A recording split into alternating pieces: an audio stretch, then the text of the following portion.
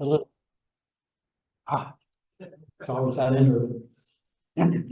Randy joined the CASARA, that's the short form for our Canadian Civil Air Search and Rescue Association.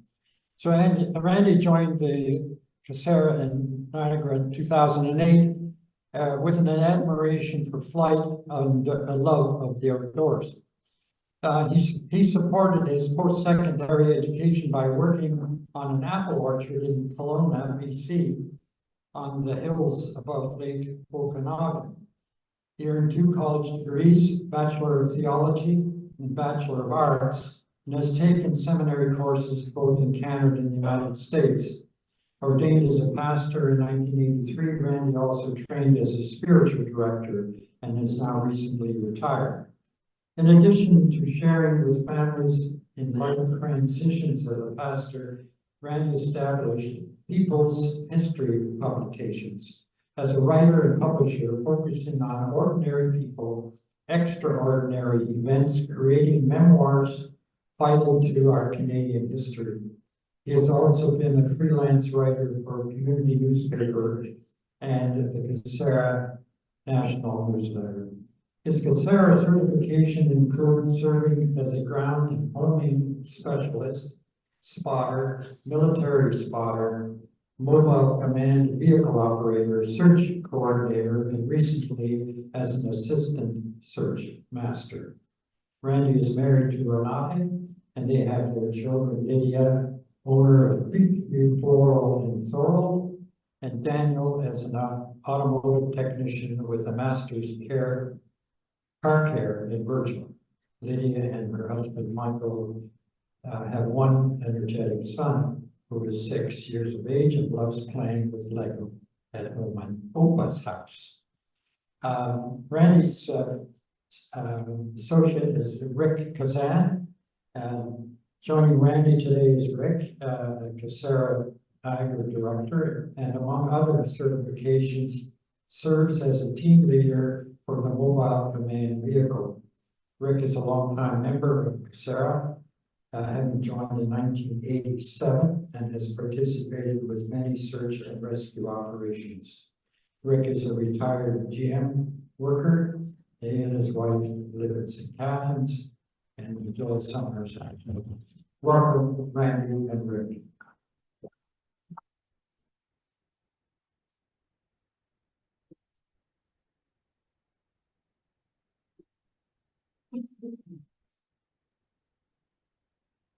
You can go ahead, and it'll take me a minute to remember what I'm doing here. I'm slow. It's a great pleasure for Rick and I to be here this morning.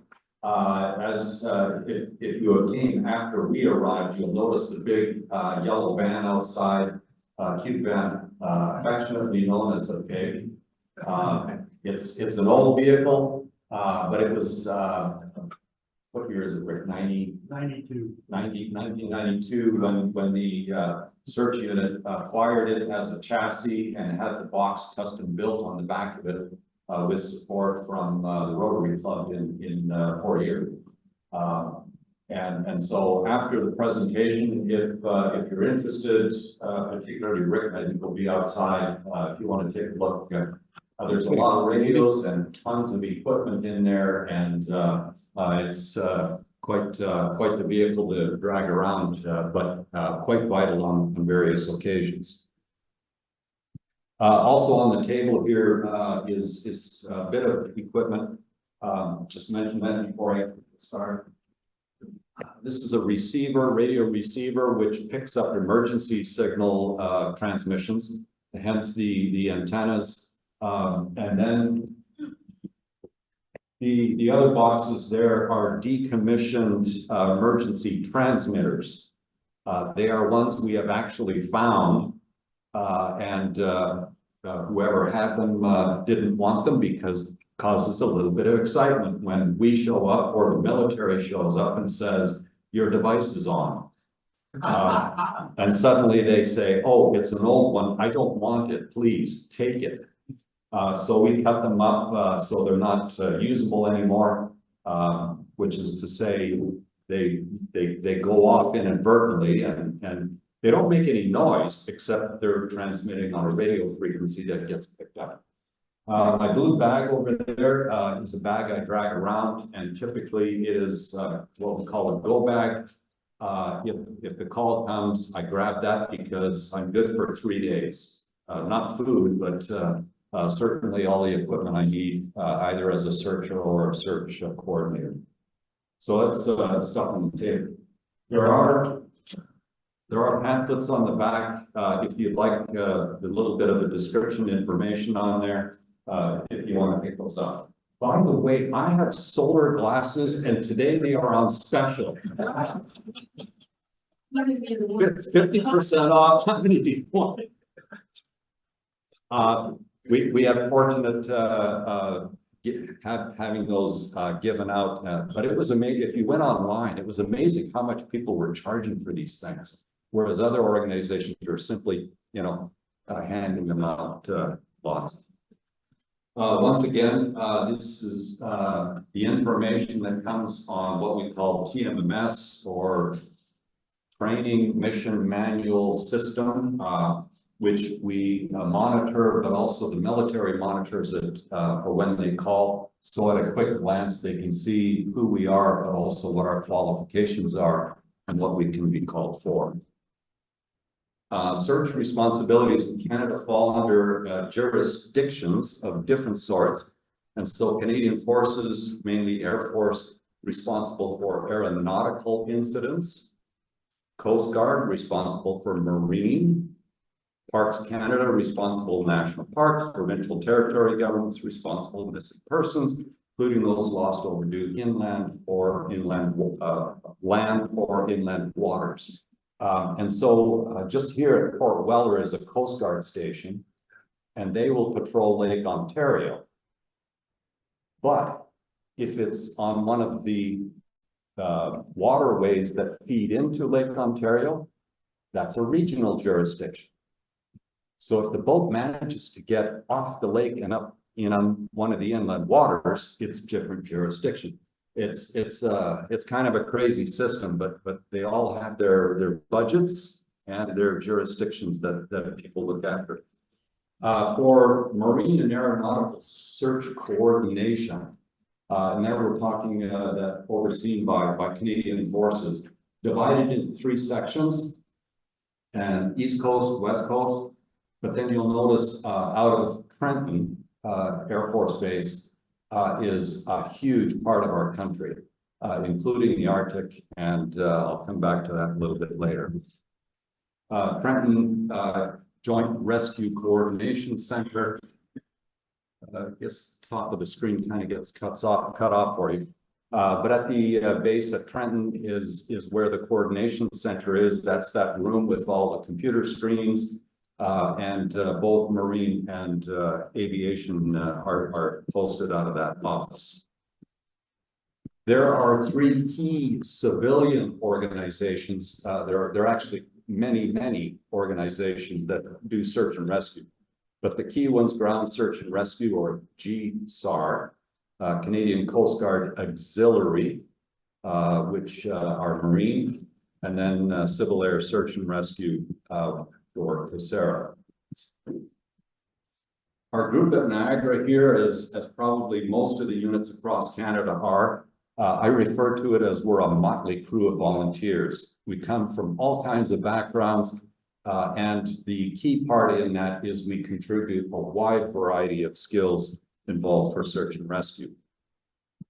CASARA is a national nonprofit organization, provide organized, trained group of volunteers, aid and assist Department of National Defense in the conduct of search and rescue and the promotion of SAR awareness. So the big event yesterday, and Rick and I were both involved. In fact, I kind of thought I'd really love to sleep in for once, but it's been a little while of a lot of excitement. We were asked to support the Niagara Region Emergency Management crew. The main office is up there next to Broad University. This was the ground crew there yesterday with our mobile command vehicle. We were the comms station related to our aircraft, which was circling over the Niagara region, just keeping an eye on the traffic flow, giving the big picture on things. They also wanted us there in case something happened, that we could have air observation to just feed into the whole emergency management system, which includes mainly your police, your ambulance and fire people, but also Salvation Army and St. John ambulance people were out in the community should something happen. It didn't, but it was amazing to be part of that. Of course, some of you probably saw the eclipse. That was it coming. This is what the airplane saw, and you can see the dark shadow in the background there off the wingtip. They were in flight during the total eclipse section there, and so they were suddenly in night flight, and then suddenly the sun came back again. Actually saw the aircraft after the eclipse fly by the university area there, so managed to get a photo. So this was yesterday's, and that's the aircraft. Currently, half of sorry, I keep wanting to use acronyms in my head, and I have to translate, but Papa Juliet Oscar is the call sign of the aircraft. It's a Cessna 182, and I'll come back to that later.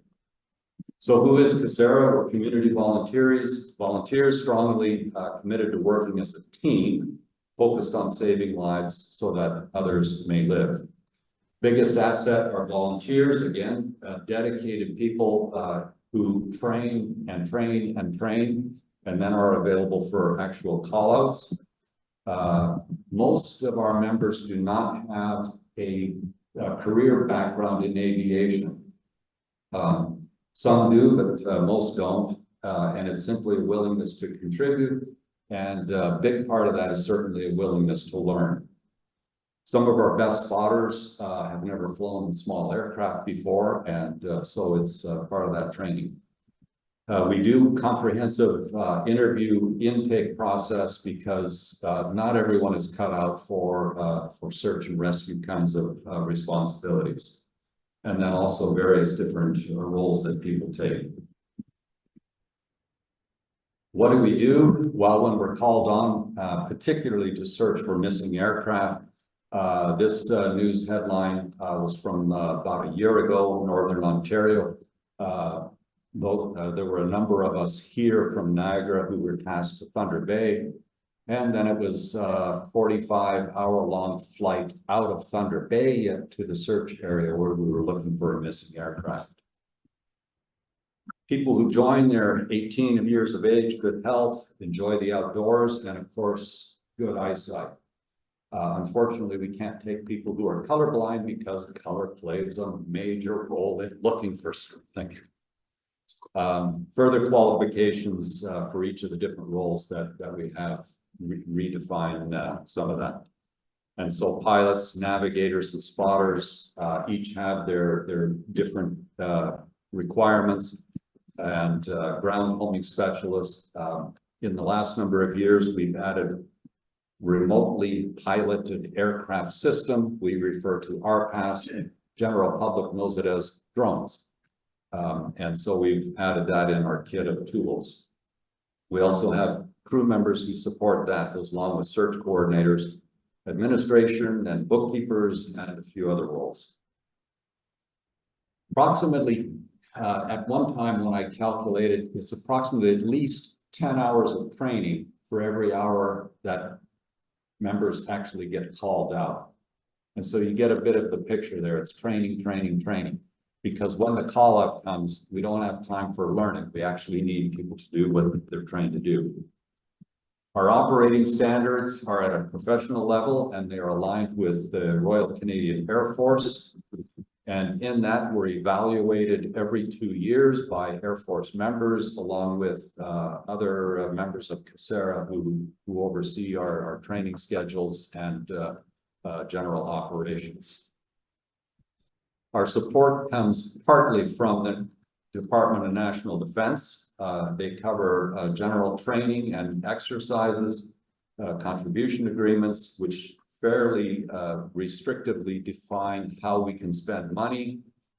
Then we're also dependent on community tax donations to contribute to our operating budget. As an organization, nationally was organized in '86. There's a national office. It's not grand and glorious. It's a small room in Winnipeg. Currently about 1,800 members across Canada, 10 provinces, 3 territories, and somewhere in the neighborhood of 265 aircraft, either privately owned or rented, and 41 RPAS systems, and that number is increasing. Just to give you an idea of the spread out, you'll notice most of the CASARA zones are in the southern area and then scattered throughout the north. Call outs in 2023 in grand total 135. And you'll notice the Trenton JRCC zone covers most of those searches.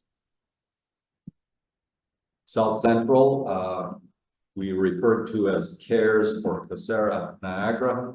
Part of the transition in names there is that originally we were CASARA, but then the military said, that's a great name. We would like to use that nationally. Can we use your name nationally? Well, then we had to, I'm doing this, sell the name to them.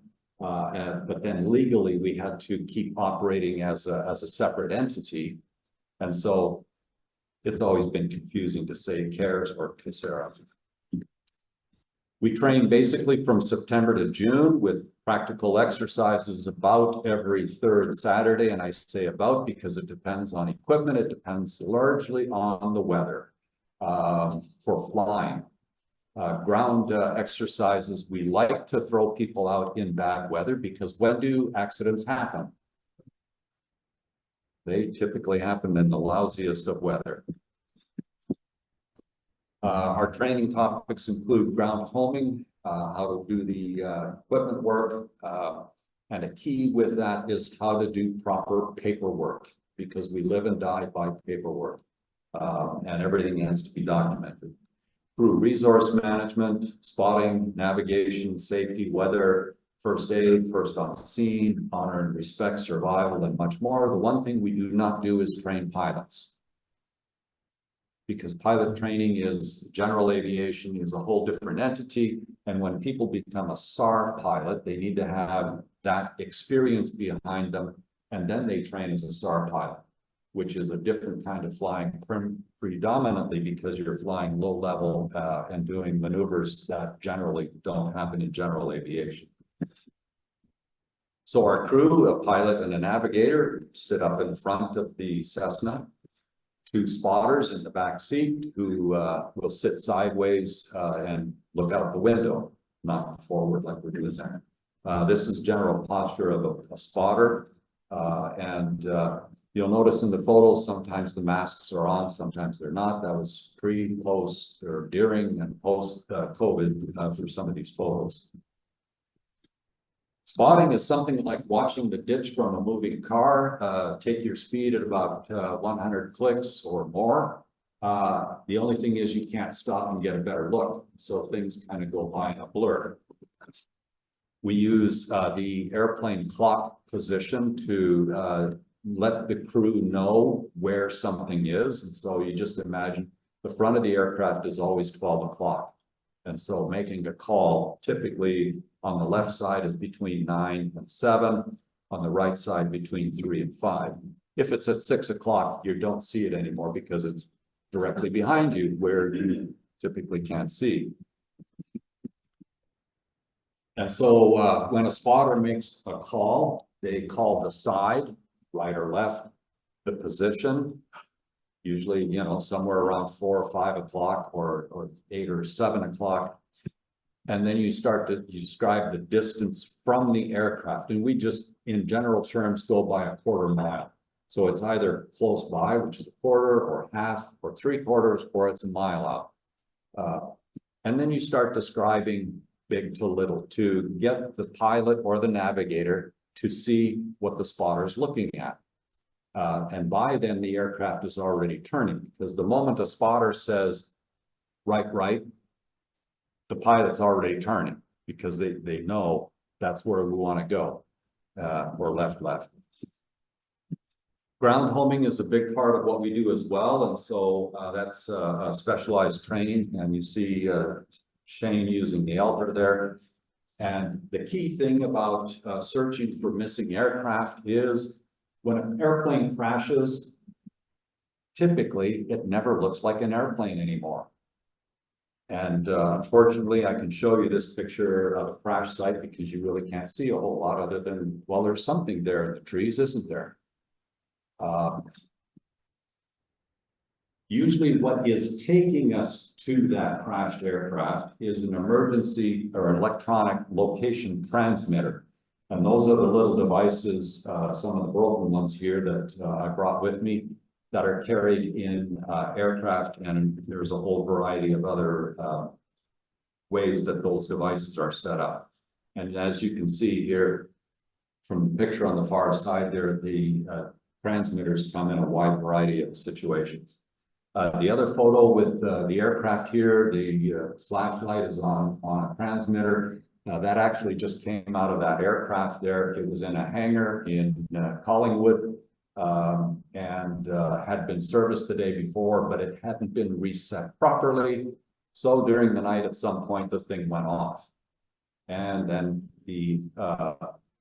typically the airline pilots, all of the commercial aircraft monitor the emergency signal. And so we refer to them as high flyers. And so at 35 to 40,000 feet, they're picking up the emergency signal as they fly by. Well, guess what? From that altitude to where the signal is could be a 200-mile radius. Start looking. Yeah. Now you get a bit of the sense of how difficult it might be to narrow that down. By the way, several other people on this particular search had directed us elsewhere, but by the time we started looking around, we had to disappoint them saying, no, sorry, folks, it's not over there, it's over here. Yeah, don't get me started about telling the stories. This, in a very quick way, is an overview of how the system works. And so down below here, you've got different scenarios, how the signal goes up to the satellite systems, comes down in a downlink, and through here. MCC is not the MCC that Rudy was speaking of. That's Mission Control Center, who discerns those signals and then sends it off to the RCC, Rescue Coordination Center, who then dispatch rescuers. And technology, as it quickly evolves, if I remember right, at least 3 of the 4 devices here operate on the 121.5 frequency analog system. The larger yellow one, greenish yellow one here, is actually a marine unit, which is called an EPR. The acronyms roll off, but anyway, that also operates on the satellite-based 406 frequency.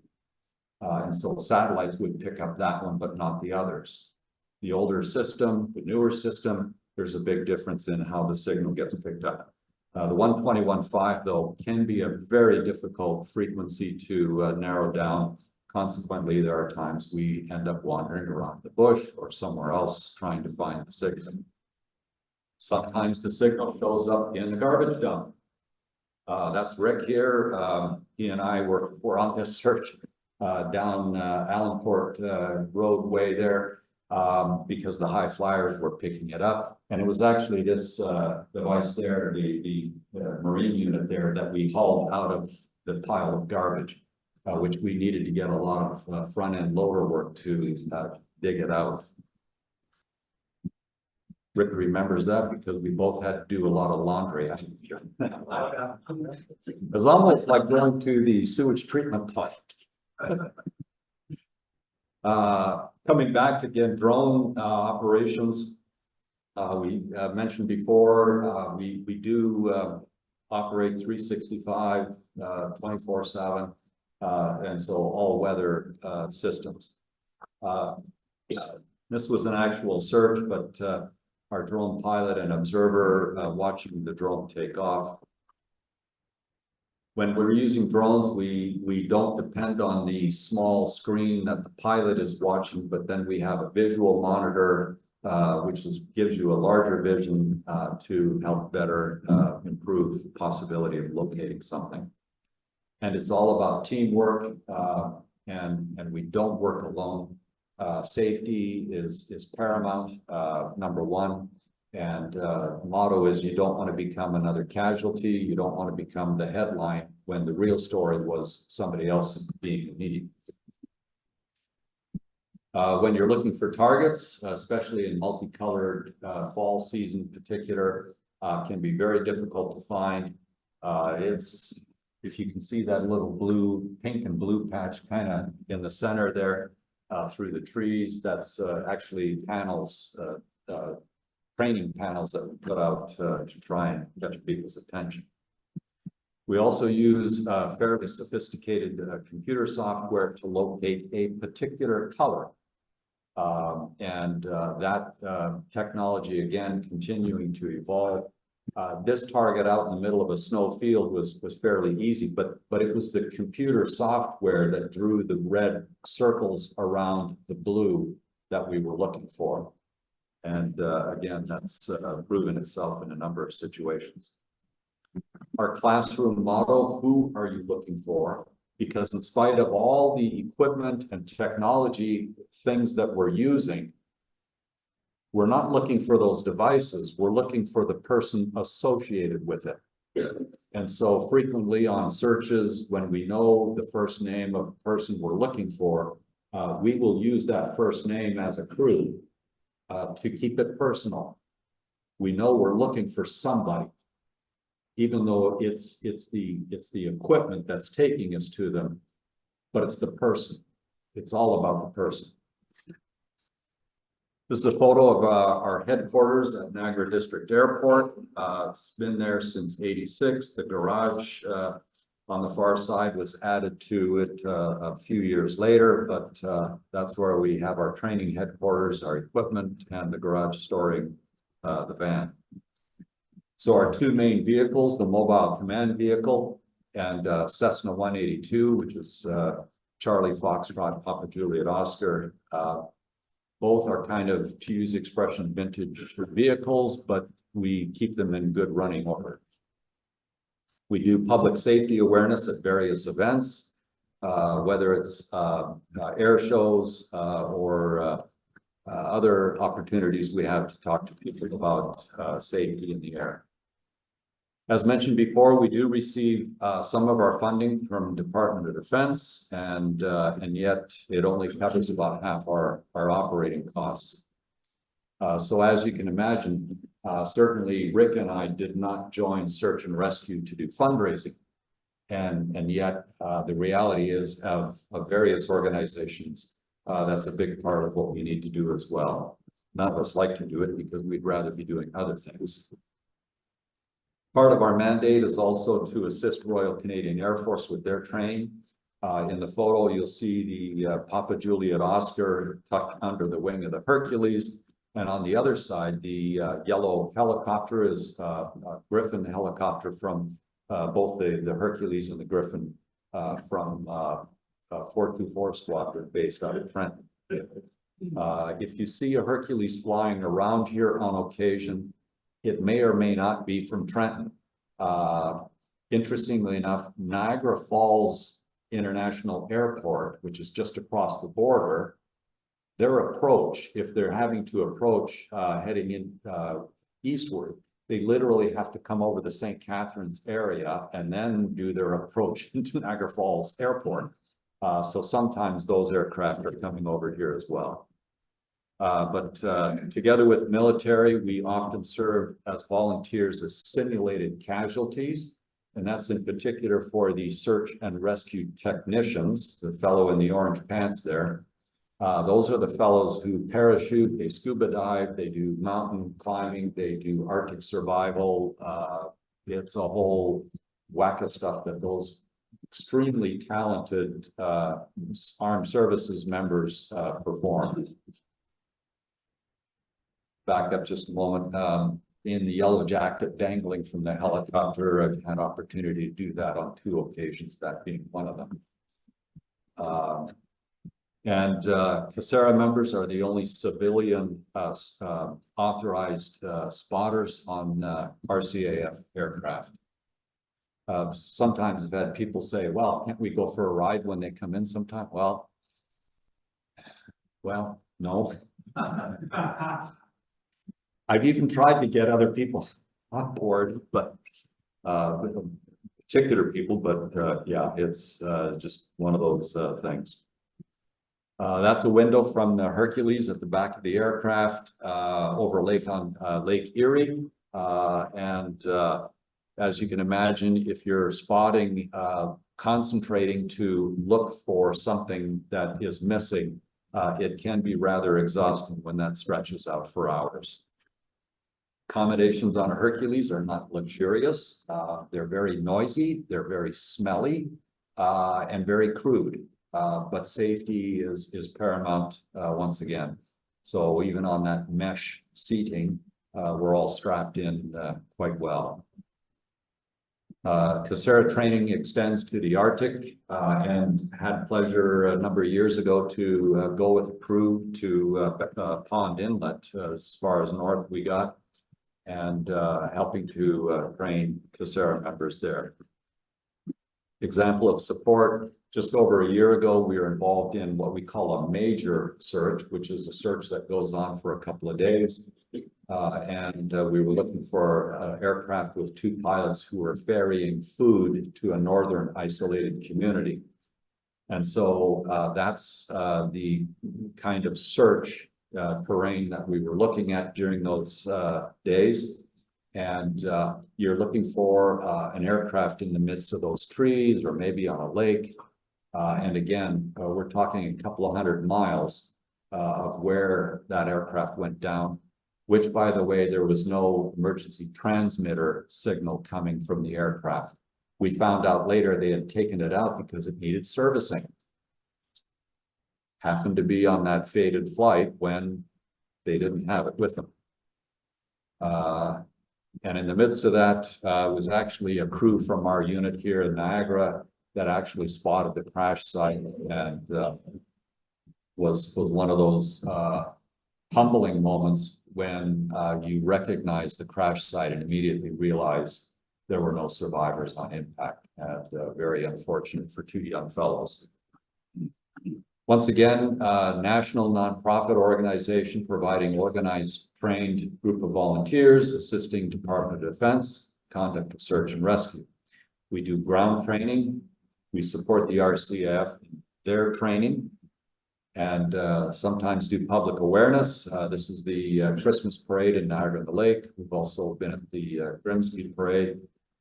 We try and give recognition to our volunteers for milestones that they meet. Oops, that's one. And just to let you know, if you'd like to visit the facility and take a look at the aircraft, April 27th from 9 to 4 at the district airport there, we're having an open house on Saturday morning, afternoon, and opportunity to meet other volunteers, but also see the facility and the aircraft we're planning to bring there for static display. And what isn't on this slide is we have recently gotten permission to hold a door prize, which will be a 30-minute flight over St. Catharines that afternoon. So people who come will get a chance to fly around St. Catharines. We're doing that together with the GAMRU, which is South Shore Search and Rescue, based out of Grimsby.